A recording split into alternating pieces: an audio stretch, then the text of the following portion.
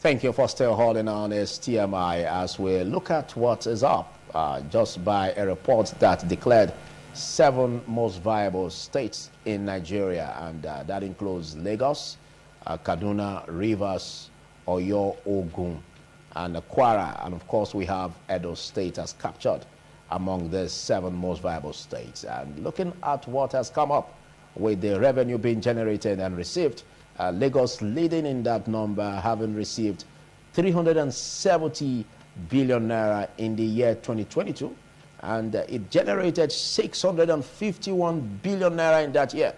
It's been reported that even the Lagos IGRA alone is a struggle for 30 states in Nigeria to really get to that number.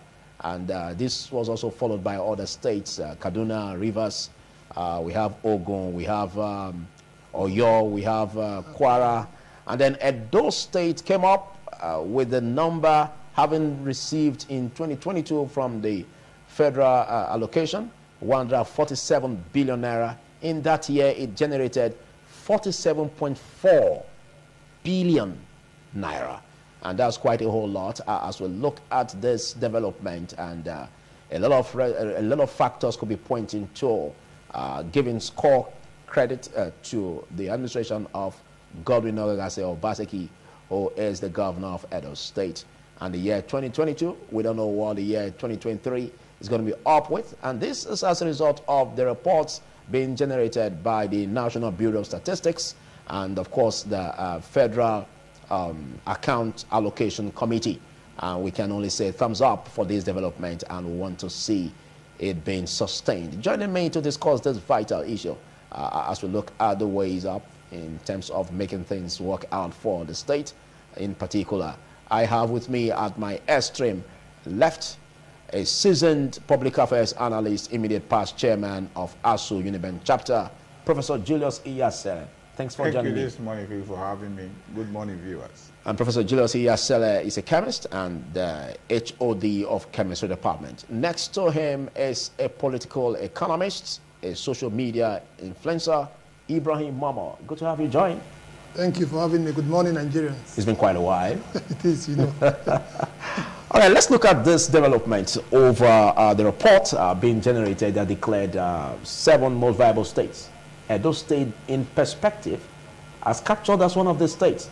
Doesn't call for some laudable, regards for the Obaseki-led administration. Julius. Well, that's seventh position. Yes, of course. Among the leading states. But however, I was surprised when I came across that information because I was looking at it. Where are these revenues coming from? Are they from the blues? Looking at critical facts that places like Okbela Cement Factory, Remes comatose, Bende Feed and Flour Mills, comatose, Casafita Factory in Urome, comatose, the fruit juice factory at Ehop, comatose, the Rubber Research Institute, River Estate, Michelin Plantation, comatose, and then you have many others here, which means Bende Breweries, I remember, also comatose, which means we would have been, shoulder to shoulder with Lagos State if all these factories and all that are actually working. So, but however, I don't know the source of that revenue, but if it is not just from taxing the people alone, then we can say laudable for the state government. But if it is just bleeding the people without generating really regeneration, then I will reserve my colleagues. Okay, well, I think a lot needs to be quizzed in what the professor just said. And joining me also via Zoom will be having a very, very eminent person and personality, a human rights activist and a political analyst, Frank Ehioson. Good morning, Frank. Good morning. Okay. So while we hope to get the visuals on Frank, let's quickly get your comments on the development so far generated by the report that declared 7 most viable states where Edo was captured as the 7th. Ibrahim. Well, thank you very much. Let me start by saying that, Nigeria, it's by economy is the largest economy in Africa. The population is the largest population in Africa. In fact, subnational states, what we call states in Nigeria, the economies of those states are even bigger than some countries in Africa. In the West African sub-region, after Nigeria, Lagos is the second largest economy in West Africa. That's a sub-region where you have Ghana, you have Cote d'Ivoire, you have Senegal, you have Sierra Leone. Lagos economy. So it's something that is worthy of, pointing out the fact that Nigerian states are living up to their billing. So there are two things, the report points out. The first thing it points out the fact that some states are generating revenue significantly from local sources, what they call internal generated revenue. That way they are able to remain afloat. While a very large number of states, also in Nigeria, 29 of them, for example, are doing poorly, not doing very well with regards to the issue of internal generated revenue.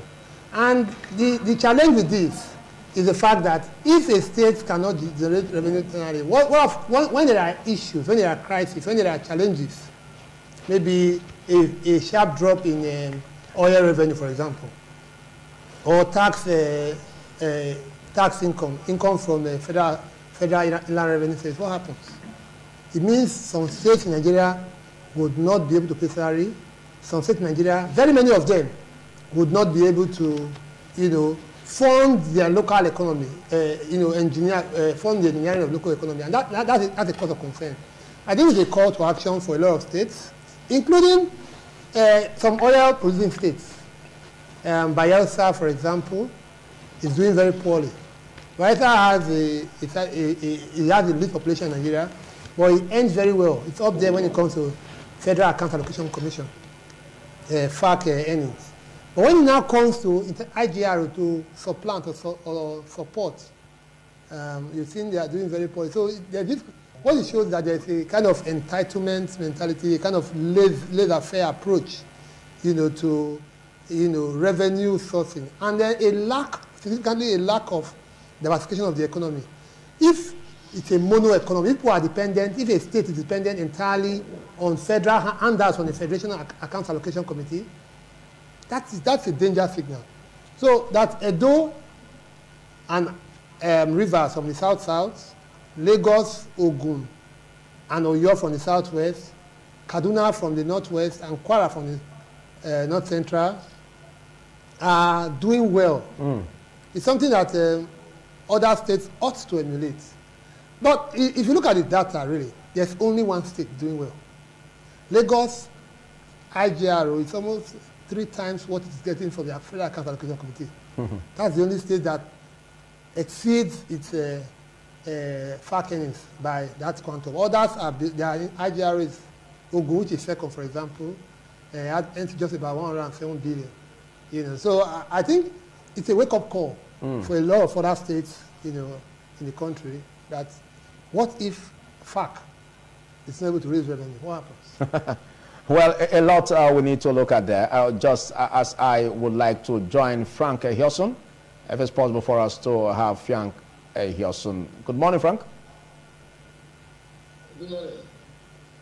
Okay, we're still having, okay, all right. Let's look at your position, your opinion as regards this development that captured Edo State among the 7 states that are viable, most viable in Nigeria.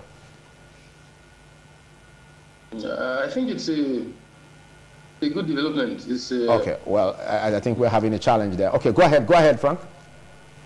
I said it's a good development. It's quite a plausible news. From the standpoint that Edo State is listed among the 7 states that are doing well, that comparative in terms of GRO relative to their allocation from the federal government. The country is where it is, where they can barely count just 7 states, has been on the right track out of 37 states. On a national scale, it's not a good testimony. It's a show of shame. It's reflective of how much the system is gone down. But that Edo State is listed among the 7 is a good one. I think it speaks to the good works of those that steer the ship of states. I think Obaseki will definitely take some credit. Edo State, as a governor in 2016, IGR was about 20 billion or thereabouts, within that range. In about 7 years and some months, he has taken it up by 150% to where it is presently, almost 48 billion. It's quite to his credit. They say when good work is done, it should be commended. Okay. Okay, Frank, so a lot has been said. Frank, a lot has been said concerning measuring this comparatively with the developments on the ground in Edo State. Can you give your thoughts in that? Measuring it comparatively, it's a bit vague. When at it on a general note, but I'm sure if there were time enough, we could look at them related to specifics. I think that, like I said, it's a good news that we fall within that bracket. But that's not to say that we are where we ought to be. Of course, for on the average about 4 billion naira IGR per month, it's still quite low. Okay. The challenges of governance and infrastructure in the state at large. Okay, thank you, Frank. I said it's good that we have hit that mark, okay. But the requirement to make due impact needs much more than that. But you must give the governor some credit. There are areas of impact that you cannot deny. Government cannot do everything, even if a government is brought from heaven. But they could always do what they could. So I think in terms of infrastructure, in terms of human capital development, there's some good stuff. Just the area of roads seems to be the main shortcoming of this administration, especially for now. Because in his first tenure, it was his attention to road that gave him the popular name then, We Can See. We just wake up on possibly every week or thereabouts and see a road in their neighborhood that is already tarred, that wasn't tarred before.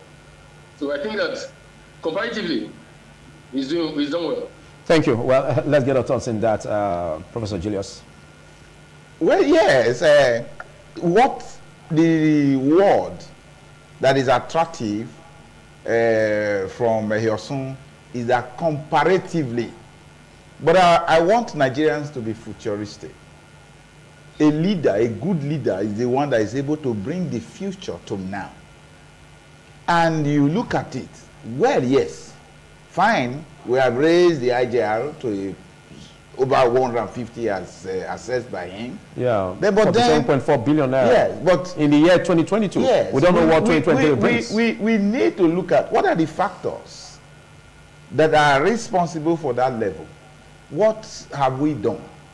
Like I started from my first presentation here this morning, I'm talking about the industries in Nigeria or in Edo State still remain comatose.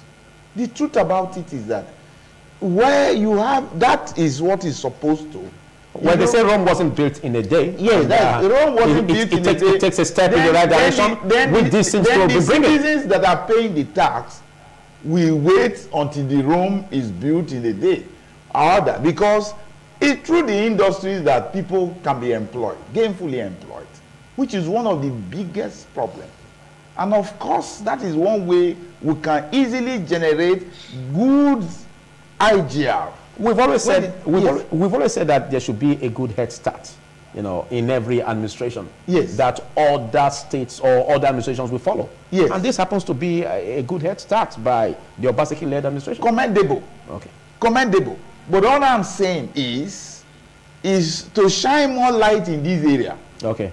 Where the citizens can gainfully be employed. You understand? Okay. So it should trickle down. That's what you mean. That is what I mean. All right. All right. Because it is not just enough, you know, to say, okay, we are getting money from where? What is generating the money? And I thought the best. If you look at China, look at different places. What they are depending on is industrial you know, IGR generation. It's not. That's the main thing. Okay. You understand? Okay. Okay. I was looking at it. In fact, when I was looking at this, I was just looking. What is wrong? You mean a state like Bayelsa with very low population, and then in the Niger Delta, South, you are. It is shown from the data that they are even about the least. Look at Akwa Ibom also and all that following Bayelsa. Okay, let's quickly. But I'm happy that Akwa Ibom has started, because with their Ibom Air. Okay, we may not have the time to look at other states because we only have Edo in perspective in this regard. Yes. But quickly, let's look at your position as regards infrastructural deficit, you know, comparatively with this, as we tell this discussion to an end. Well, really, that's for Edo or for the country? Yeah, for Edo State. Yeah. Okay, well, I think for every part on the back we give the administration for growing the IGRO, we have to still point out to the fact that a lot more needs still to be done. And then the critical area is the area of infrastructure. When we are seeing funds generated, like Prof has already asked, where is it coming from? Are you over milking, if I could use the word over taxing a small percentage, or have you grown the economy in such a way that various sectors are contributing to the income or the generated revenue of the state? One key area is the area of infrastructure. And road infrastructure, the seaport that we hope will come ultimately before the season ends. The Gegele seaport. The Gegele seaport that we hope will come, because that's one of the flagship. So the infrastructure is a key point. If we get it right in infrastructure, a lot of the challenges that Edo is beset with will be, overcome. But until we do that, that's one area, more than any other area, where I think the government still needs. I'm seeing that they're beginning to do some work now with the rains going, but I think that it's an area they need to work on. Okay. Because the truth is that no meaningful, no real expansion of the economy or growth of the economy, local economy, can take place when the infrastructure, whether it is road infrastructure or even the port or the rail infrastructure, is not in place to grow. I wonder, when we have maybe gridlocks in Benin, why it's difficult to have flyovers, for example? Okay, I think they say government is a continuum. Yes. And whatever the present administration of Governor Obaseki has done, is expected that the next administration will continue from where it stopped. Yeah. As we look at Edo 2024 that is forthcoming, just a few days' time we will be in 2024, and the election bid for next year is a whole lot. We have new entrants coming in, to declare their intention to contest on who will be at Osadebe Avenue. And a lot has been said in that direction. Now, we are looking at the role of political parties in this, because some have said that the key factor that political parties will be playing in this is to see how their flag bearers will be where they will be emanating from. What senatorial district will they be emanating from? Some have said that the Edo South has enjoyed to a huge extent in producing the governor, as we have the incumbent in Governor Obaseki from the Edo South. And even before the incumbent, we also had from Edo North. Now is the time for Edo Central to produce the governor. Now, this conversation has been on. We want to get the thoughts in this, Frank Ehiosun. Do you see the role of political parties in this regard as to fish out where their flag bearers will be coming from, or what senatorial district will be having this candidacy in their parties? I think from the standpoint of fairness and equity, parties, of course, would give a due consideration to some fundamentals which have been part of our political evolution, especially in this Fourth Republic. In fact, it's been part of our political evolution from the First Republic through the Board Second Republic and interim Third Republic, as the case was. Opinion. Yes, I concur to that viewpoint. In a normal setting, if democracy were practiced the way it was conceived by the founding fathers, I'm sure priority would not have been placed on such viewpoints. But because of where we are, it becomes very critical to give it some consideration. Geographical spread or regional spread in terms of political office, especially as pertains to elective office. Now that has had quite its way, Edo North has had their portion. But I think in an attempt to create a balance, in this Fourth Republic since 1999, 24 years and a few months presently, Edo North and Edo South have basically had sway in total. Because, you know, governor and deputy go together, it's a joint ticket. So 1999 to 2007, it was Edo South, Edo North lobby. Where John was the governor, Chief Michael Jagwe was his deputy. 2007 to 2000, sometime in 2008, the law does not recognize it, it never existed. So, you know, the verdict of the court, the tenure of Osumbo. So what it means was that 2008 to 2016, it was Edo North and Edo South, Oshomole headsway with Dr. Pius Igbare Odunkwa as his deputy. And 2016 to 2024 that we are headed in a few days, and Edo North are still headsway with Godon Obaseki as governor and Philip Shaibu as deputy. So it's been a 24-year hold on power by two senatorial districts, basically.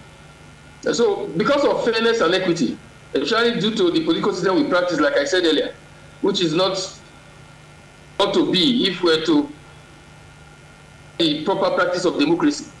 So it's in that sense that it is reasonable for participation of all regions, all sections of the state, which makes it wise for political parties to. Thank you, Frank. Thank you, Frank. Now, let's get it across board. Let's get your opinion in this, Professor Julius, because some have said that competence should not be sacrificed just because they want to get this from the Edo Central. Now, it's expected, according to some, that this should be thrown open, and all aspirants should be allowed to, you know, have their way in terms of who later gets the flag bearership can emerge, rather than zoning it to the senatorial district from ASAM. Do you suggest that? How can you say competence should not be thrown away? I'm from Edo Central. Can you throw competence away? If you give me the governorship of this state, I will do better than anybody. Do you understand what I'm saying? You can find competent people anywhere. That is what you must understand. Let's not listen to, you know, bystanders when people want to just look for a way to help themselves through. You can find competent people anywhere. In this country, they will have quota system, we have different federal character commission and all of that. That is to have representation from area, to reduce the level of energy in any area. Are you dragging sentiments into this? I'm not dragging sentiment, but I am saying, let people follow Obaseki. I'm just telling you, I'm very glad that he's a good moralist.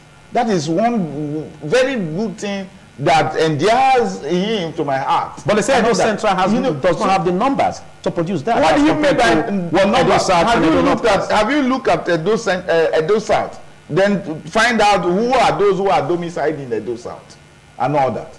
You can't say that they don't have the number. That is not true at all. By any standard, look anywhere. If even in Edo South, find out those who make up the number in Edo South. But power rotation is not constitutional, like, because we've always had this opportunity to discuss this with even the practitioners, and they said it's not constitutional. There are countries that are governed by must it be cast in stone? There are countries that are governed by a written constitution. Forget about that it is not constitutional. Many things we have done in this country by just understanding.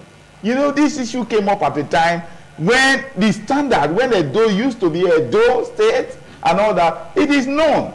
If after this senatorial district is the next, when it was the turn for the Edo Central, the issue of no man is God came, and they were denied, and it went over to Edo North and all that. I think that good conscience demands to have everybody. Otherwise, you just find that at a point in time, these same persons become rebellious. Once water finds its level, once you prevent it, it will look for a way. That is what you find. In order to cause conflict, in order to bring anarchy and all of that. Allow good conscience to reign. Okay, but let's have your take on this, because it now depends on the political parties to adopt this, which, to my mind, all parties may not.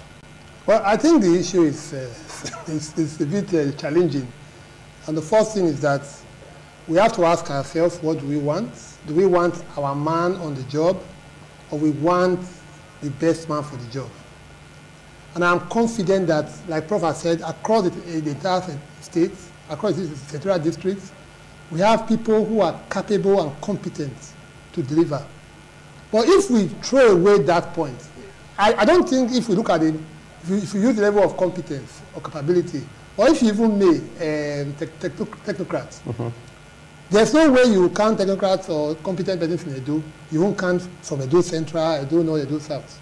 Yeah, we are blessed in terms of people of power. In fact, I'm thinking of the leading candidates. But it depends on how many of them are enlisted in the contest. That's even the point you have asked, because which is, I just want to set that point down, that let us agree on what we want. Do we want the best man for the job, or do we want our man for the job? Who says our man or someone from my place cannot be among the best? It's not the best. Who says that? Well, if we play up primordial sentiments, what eventually happens is that we lose out if we zone power. Because that's where we are heading now. A lot of agitations are in that direction. If we zone power, who says the best among the people is the one that gets the power? The fact that you are already introducing primordial sentiments means that the very best among the people will be skimmed out. So I'm thinking that when Professor Saremi Osumbo became governor of this state, it was not because he was from Edo Central. That was not why. Or that when again another professor, Ambrose Folonshaw Ali, became governor, it was not because he was from Edo. It was because they were the best that we had at the moment. So I'm saying that we must put primacy for what we actually want. We have seen states who have used this. We have seen countries who have used, you can call maybe Rwanda, Paul Kagame, who emerged from the genocide in Rwanda, and then he got there on tribal sentiment, and people say he has performed. Though again, he's not only a despot, he's a seat title, and he's now playing a role. But we can say once we did. So we have to be careful, do a delicate balancing. Do we want the best man for the job, or do we want our person for the job? If we want our person, okay, then let us not talk about competence. If we want competence, let us push our best foot forward. Because the governor that will emerge is not a governor of Edo South or Edo North or Edo Central, it's a governor of Edo State. So who doesn't have that world view, gets to power, or a person who rides a primordial sentiment horse to power, even if it will be constrained by the forces that get into power. Before Buhari became president, people used to say he was, a world class. In fact, he's the best we had. He's a man of integrity. But check how he got to power. People say that if you give, even if it's Nepal receipt he brings as a certificate, to vote for him. What happened when he got to power?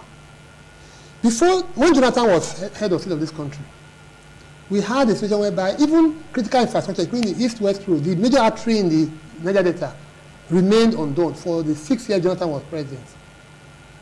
Buhari, before he became president, there was nothing like banditry in the Northwest. In fact, even when you look at even the IGRO list we were looking at earlier on, Katsina is among the ones who are doing very poorly. Katsina and even Bayelsa. So when you allow primordial sentiments to drive the narrative, what you lose ultimately is the best quality. Because if Edo Central, if we use primordial sentiment, when you get to Edo Central, the pros that we have will not get there. Okay.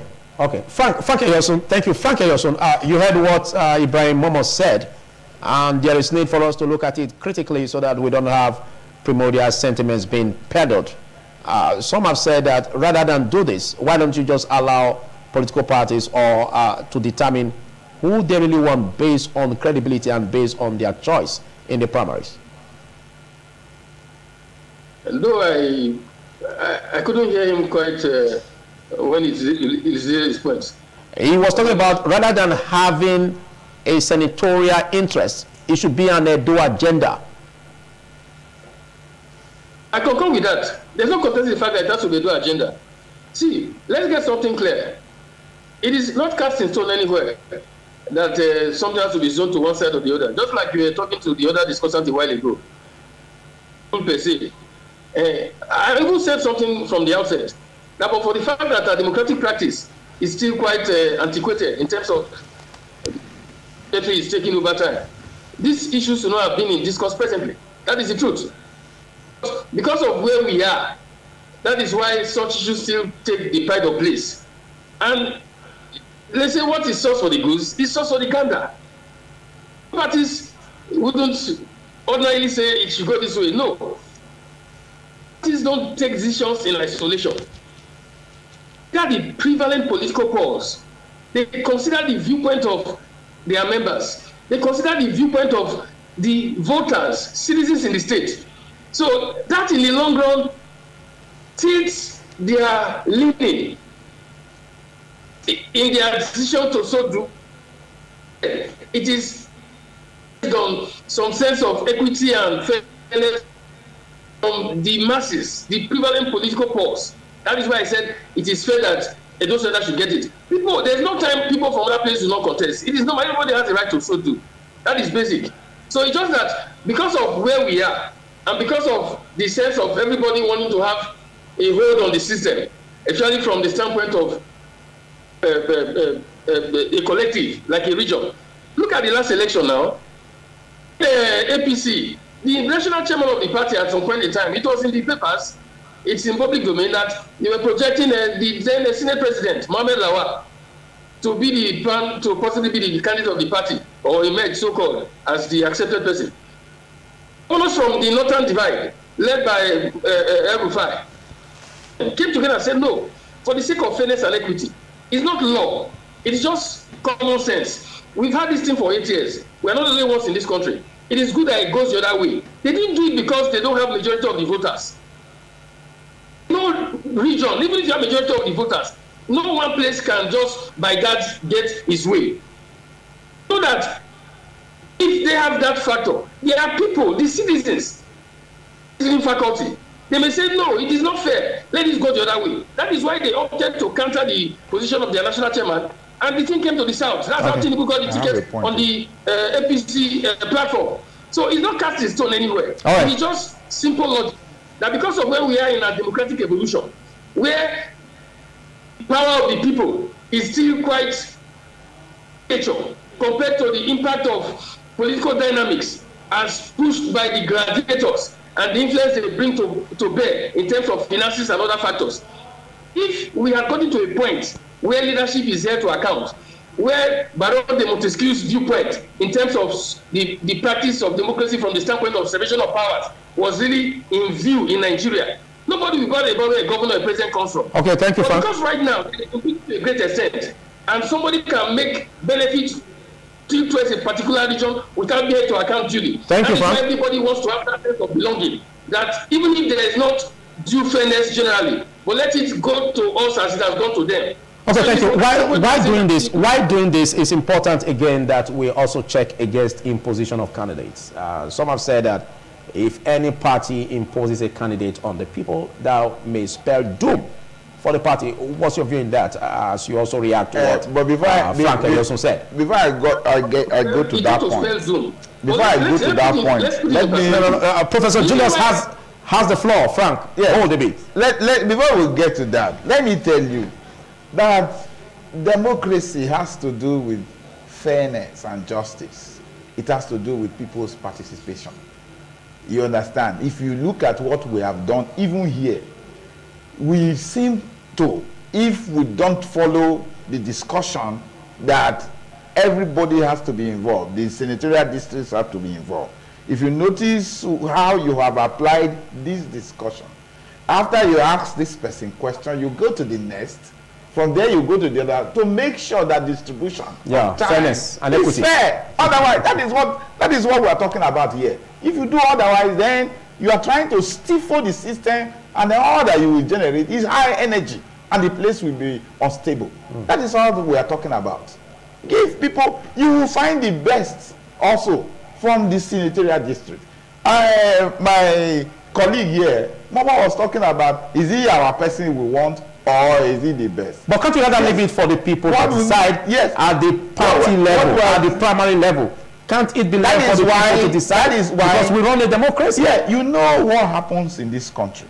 You know the money politics and all of that. You know that it is almost impossible now for the people's voice to be heard, if not except being influenced. So that is why somehow from the discussions that we are doing, we are helping the people to shape up an idea. Okay, but are you canvassing for a senatorial interest over an Edo agenda? No, the Edo agenda is the senatorial interest. I hope you understand. The Edo agenda, that they do norama, that they do be good, is when you implore fairness. Is that not a way of bringing primordial sentiments? Like at all. Otherwise, you would have argued in Nigeria ever since what is the meaning of quota system, what is a federal character commission, if we are not talking about primordial sentiment. Look at it. We talked about Buhari at the time. People felt Buhari, if not Buhari in this country, it can't be any other. Not because of primordial issues. Because of the first performance Buhari did in the 80s, 84, 85, thereabout, with Diagbon. And that's what people wanted Buhari at all means. By all means, I mean. But what happened at the end of the day? That is just it. It's not primordial. It's that people thought he was the most competent at that point in time. Okay, how do we guard against imposition of candidates in political parties? Because some have said that that may spell doom for such parties. Yes, you see, people will normally react. You know, when you are talking to somebody, you don't know the person, he has his own idea and all that. The way we can guide against that is to avoid money politics. Because those who impose use other factors, you know, to influence voters. Yes. And number one is money. By the time you buy up everybody, we heard what happened at the Eagle Square in the last election that was conducted in this country. In the primaries? Yeah, in the primaries. And so, well, except we stem that, we forestall the issues where money now becomes... do you see capacity in the political system to forestall that? When the people are... avoid that? When the people are pauperized, what do you expect? When the people are pauperized, and then if somebody now gets all the agents and all and lock them up in one hotel, one 5-star hotel, somebody is coming from the village, you never have seen that kind of environment and all that, he's eating what he has never eaten all the years since he was born. What do you expect? And then remembers back home that the children are not put pot on fire a whole day and all. Well, how do you stop that? That is why we talk about we are against this pauperization and all that. All right, let's see how political parties can build capacity against imposition of candidacy. You see, the first challenge we have with political parties in Nigeria is that we do not have political parties, stricto sensu. Political parties ought to be a system that is built from bottom up. You have people of like minds come together, elect their leaders, and register a political party. They converge on common sets of beliefs, what you call ideology, values, ideas. They cannot converge on those things. So you can talk about conservatives, liberals, or because you can talk about the right wing, the left wing, the far right, the far left. Which is missing in the present... the first thing is that we don't have ideological political parties in Nigeria. You look at between 6 and a half a dozen, that's what you call the political parties we have in Nigeria. And you see a candidate is elected on a particular platform, the very next day it's on another platform. We are seeing the rivers, the shenanigans going on with 27 defections. House of Assembly members. We are seeing governors, Samuel Otom, first elected under APC. In fact, he was the youth leader under PDP, a minister under PDP, became the governor under APC, and then he was back to PDP. You see former governor of Cross River State, Ben Ayade, was elected under, even the current minister of Works, Engineer Dave Umahi, he was elected 2 times as governor under the PDP in Ebonyi State. He defected to the APC. Today he was at the time a senator and now a minister, a senator and now a minister of the Federal Republic, and the list goes on. Do you see this harming democracy? That is the first thing. So the challenge Nigeria politics face is the character of what we call political parties. We do not have, I just talked about that. How do you form parties? In Nigeria, it is a few people. How many people form the PDP? 44 members, 44 individuals. How many people form the APC? This current APC? About 11 to 13 persons. And then you know, I think they came from different political parties, they amalgamated the APC. You know, 4 structures come together. So what you are seeing is that whether it's at the level of membership, formation, ideology, we do not have political parties. So when you don't have that kind of, when you don't have a political party stricto sensu, you don't know, when you don't stand for something, you fall for anything. So the first thing you're going to have is that there's going to be a challenge with governance. Because people who are there have nothing in terms of ideology. It's very difficult. Oftentimes, what you see is some individuals with, you know, a background in public policies, individuals who understand governance that eventually outshine. Okay, but there seems to be a third force that is making this whole torso in Edo State a 3-horse ride. Do you see ideology in the third force? The question to ask, who are those that make up the third force? Where are they from? Is there any person or substance in the third force, if you may, the Labour Party, who was not either in PDP or APC before? Including the presidential candidates, including the leaders, the spokesperson, Annie Okonkwo, or is he in the state, Edo? Who is somebody in that party in terms of candidacy or aspirants who was not formally in the 2 other major political parties? So is it that the moment he came, they come to Labour, like somebody, their sins are forgiven. You know, that's the question we have. So I think that they are still part of the Nigerian experience. Okay. It's just that the Labour Party is able to mobilize a youth population, a previously uninterested large band of people. But that is even a challenge. There is a need for political socialization. People need to understand what politics is for. First, that it's not that you get 8-point-something million votes in the presidential election, 6-point-something million votes in presidential election, and then when you now come to the gubernatorial and assembly election, you get less than 1 million votes across the country. Okay.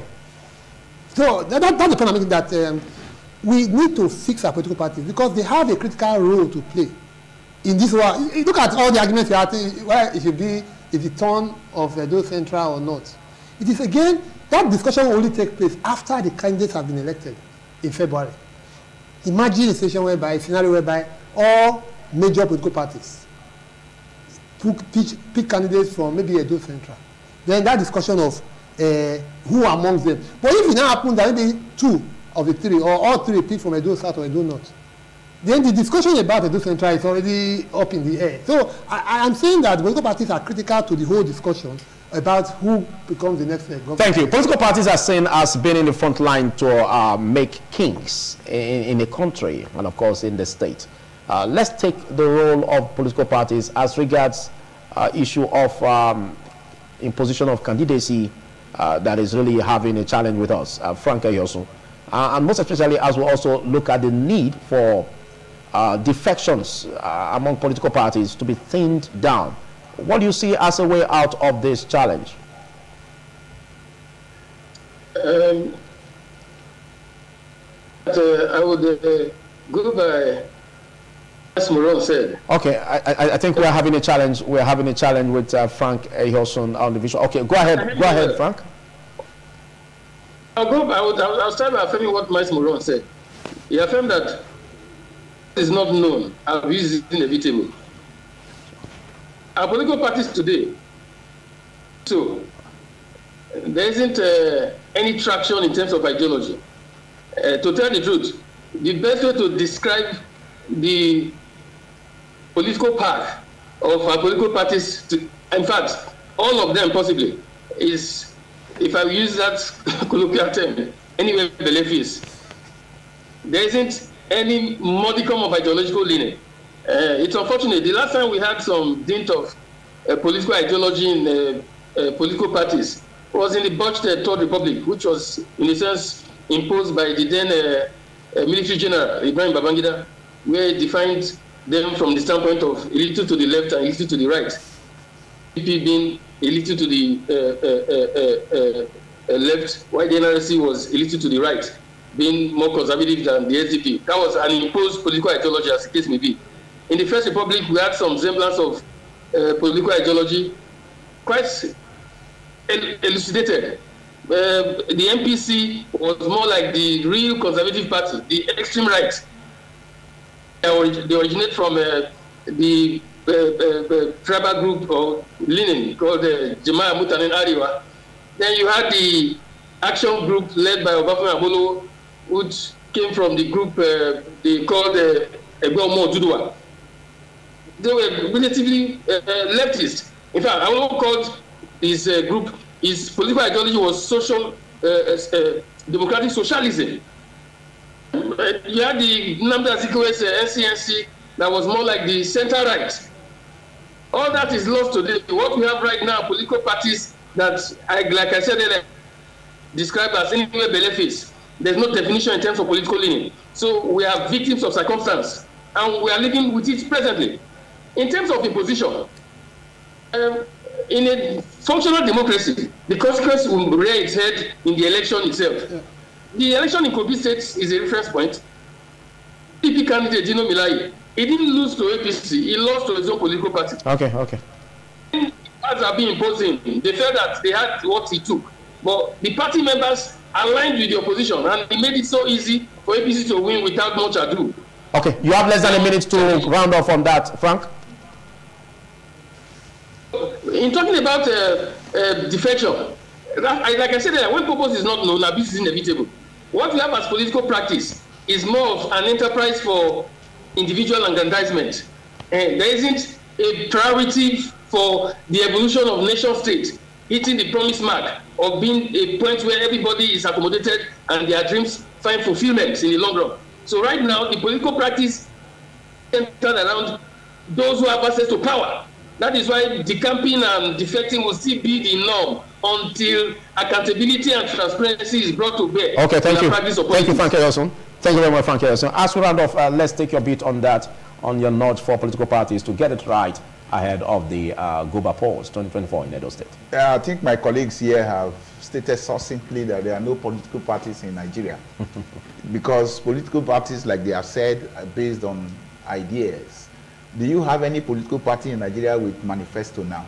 The simplest of what a political party should have going for an election is the manifesto of what they want to do based on their ideology, the reasons that brought them together, because you have an idea, and that is what with which you are supposed to have capture power and all that, because this is what you want to dispense to the people. But if you look at it, there is none and all that. The issue here is that you look for a winner takes all. Where is it that? Where does the power lie? Where do you have more money? People giving more money out and all that. That is what determines our political party.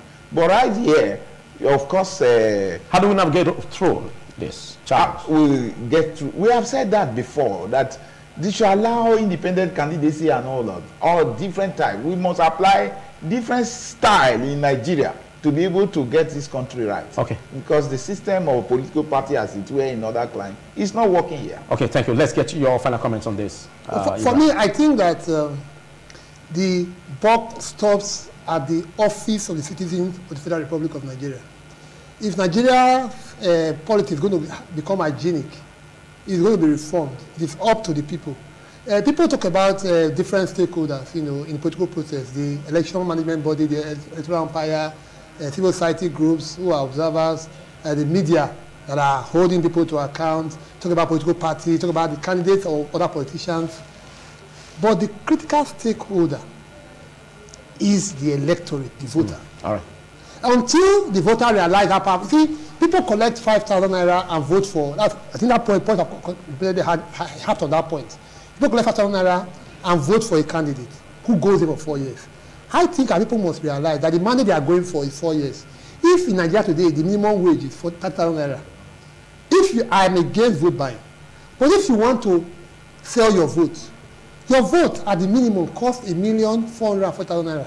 I'm talking about the fact that there are 48 months in 4 years, which is the money person is going for. And the minimum wage, at the very minimum, 30K. Times 30,000 naira by 48, you're going to get 1 million. That is the minimum value of your vote. But no politician who is buying your vote will pay you that. Okay, thank you very much. So don't cheat yourself. Thank you, Ibrahim Momo. Well, big thanks to you, Frank Eyoson, and big thanks, Professor Julius Iyasele, and of course, this we call it a wrap on the discussion segment. And joining quickly is the TMI social segment with Arno. Do stay.